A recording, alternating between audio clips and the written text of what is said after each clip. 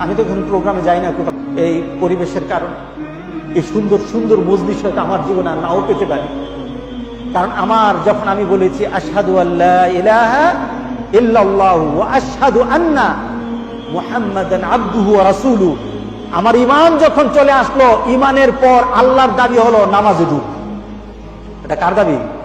আল্লাহর দাবি। আপনি যদি মুসলমান দাবি করতে চান, একটা ছেলে, গতকাল তারে বললাম যে আমার সাথে এশার নামাজে আমি হাঁটতে বেরোবো, এমন সময় একটা ছেলে আসছে, আমাদের গ্রামের ছেলে না, বয়স্ক, নামাজ তো পড়তই না, কিন্তু গত 1-1.5 বছর আগে অসুস্থ হয়ে গেল, আমার কাছে আসলো আর বললাম যে নামাজ পড়িস।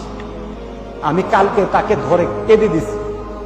সে আমাকে বলতেছে, হুজুর আমি 1 বছর 365 দিন 1 বছর আমি নামাজ পড়েছি, 1 বছরের মধ্যে মাত্র 2টা ওয়াক্ত নামাজ আমি মসজিদে জামাতের সাথে পড়তে পারি না। আমি নিজেকে প্রশ্ন করছি, আমি তো পারি নাই।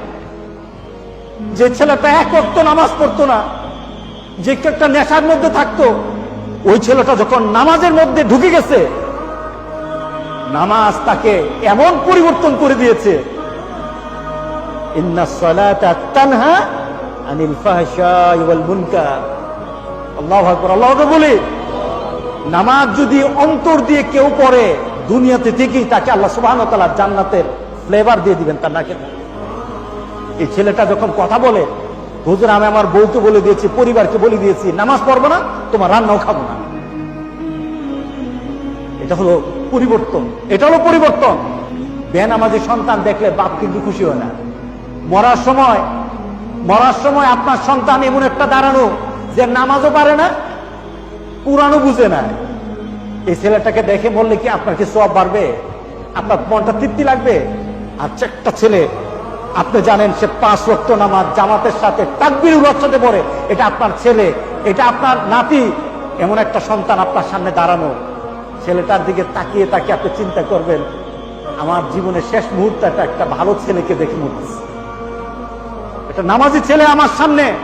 আজকে গোটা পৃথিবী, আমাদের সন্তানগুলি অধিকাংশ ধ্বংস হয়ে গেছে, অধিকাংশ আমাদের সন্তানগুলি নেশাতে পড়ে গেছে, অধিকাংশ আমাদের সন্তানগুলি আজকে মোবাইল নিয়ে আল্লাহ এবং আখিরাতকে ভুলে গেছে।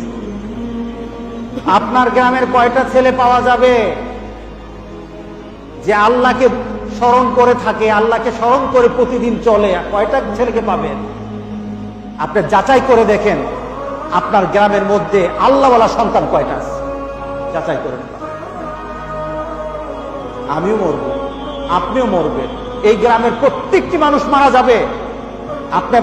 আপনার সন্তানের জন্য একটা বাড়ি দিয়ে গেলেন, জায়গা জমিন দিয়ে গেলেন, তার জন্য অর্থের ব্যবস্থা করে গেলেন, ব্যবসার ব্যবস্থা করে গেলেন, কিন্তু সন্তানটাকে নামাজি বানাতে পারেন নাই। এই ছেলে কাল হাসুরের দিন আপনাকে তার পায়ের নিচে ফেলে দিবে, আপনাকে তার পায়ের নিচে ফেলে দিবে। ছেলের জন্য আপনার শাসন চলে, কি করতে হবে? দোকানটা যা, দোকানটা গিয়ে খুল, ব্যবসাটা ঠিকভাবে চালা, জমিনে যা, জমিনের ফসল ভালো করে সেচ দে যেন নষ্ট না হয়, বাড়িঘর তাকিয়ে দেখ, গরু ছাগল তাকা, কিন্তু ছেলেকে বলেন না জান্নাতের রাস্তা উঠার জন্য নামাজটাকে ঠিকভাবে চালা, নামাজের মধ্যে কায়েম থাকে, এই কথা বলেন না। তার মানে কি? আখিরাত বুঝেন না, আখিরাত বুঝেন না। আল্লাহু আকবার, আল্লাহু আকবার, আল্লাহু আকবার। দিনের কাজ করতে থাকবো, দিনের পথে চলতে থাকবো যতদিন হায়াতে রাখে।